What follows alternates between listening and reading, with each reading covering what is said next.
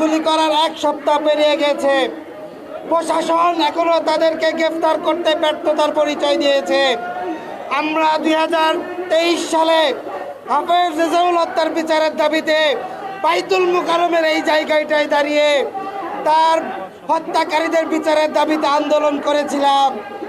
আমরা প্রশাসনকে মনে করে দিতে চাই, তখন আমরা সর্বদলীয় ছাত্রঐক্য গ্রহণ করেছি স্বৈরাচার হাসিনার বিরুদ্ধে। আমরা এখনো দমে যাইনি। যদি ওসমান হাদির হত্যাকারীদের বিচার করা না হয়, তাদেরকে গ্রেফতার না করা হয়, সর্বদলীয় ছাত্রঐক্য আবার গঠন হবে। এই সরকারের বিরুদ্ধে আন্দোলন করা হবে ইনশাআল্লাহ। আসসালামু আলাইকুম ওয়া রাহমাতুল্লাহি ওয়া বারাকাতুহু। প্রিয় সংগ্রামী ভাইরা, আজ বড় দুঃখের সাথে রাজপথে আমাদেরকে নামতে হয়েছে। আদালতে দাঁড়িয়ে কথা বলতে হচ্ছে। আমার ভাইরা, আমরা প্রশ্ন করতে চাই, প্রকাশ্যে ভারতীয় আধিপত্যবাদের বিরুদ্ধে বলিষ্ঠ কণ্ঠস্বর শরীফ ওসমান হাদিকে হত্যা করা হয়েছে। প্রশাসন আজ কেন নীরব? আইন আজ কেন বোবা হয়ে গিয়েছে?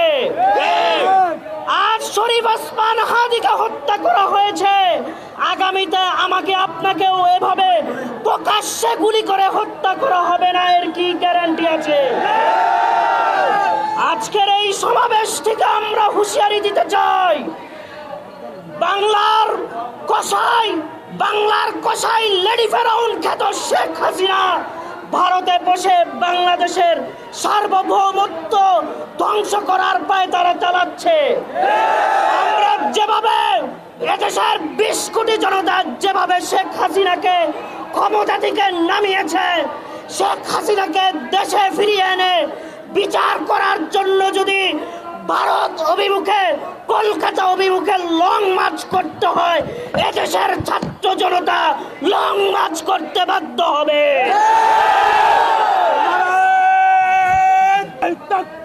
আল্লাহু আকবার। তুমি কে, আমি কে? হাদি হাদি। ইনকিলাব ইনকিলাব জিন্দাবাদ জিন্দাবাদ। এই দিল্লি না ঢাকা, ঢাকা ঢাকা। আজাদি না সংগ্রাম, সংগ্রাম সংগ্রাম। লেগেছে রে লেগেছে, রক্তে আগুন লেগেছে, যুগে যুগে লড়ে যাব, আমরা সবাই হাদি হব। চাই ফাঁসি ফাঁসি ফাঁসি চাই।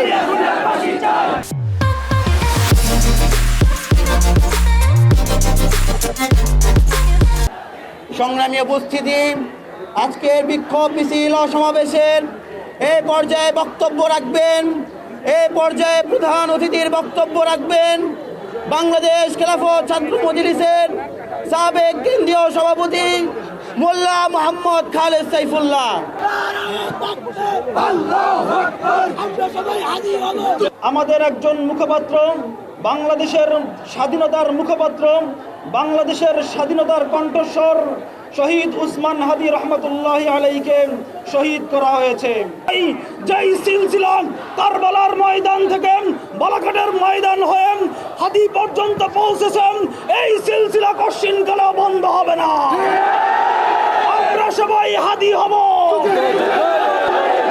প্রিয় সংগ্রামী সাথী ও বন্ধুগণ, একটা কথা না বলে পারি না, আমরা আজ স্বরাষ্ট্র বলি না। এই বিচার ব্যবস্থার মাধ্যমেই এই খুনি ফয়সাল 2টা বিদেশি অস্ত্র মামলা সত্ত্বেও 2বার জামিন পেয়েছে।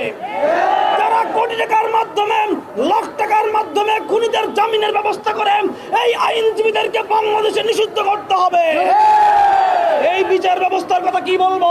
সাগর রুনির হত্যাকাণ্ডের বিচার এখন পর্যন্ত হয় নাই, আলিফ হত্যাকাণ্ডের বিচার এখনো হয় নাই, বরিশালের নীরবের হত্যাকাণ্ডের বিচার এখনো হয় নাই, মাগুরার আসিয়ার দর্শনের হত্যাকাণ্ডের বিচার এখনো হয় নাই।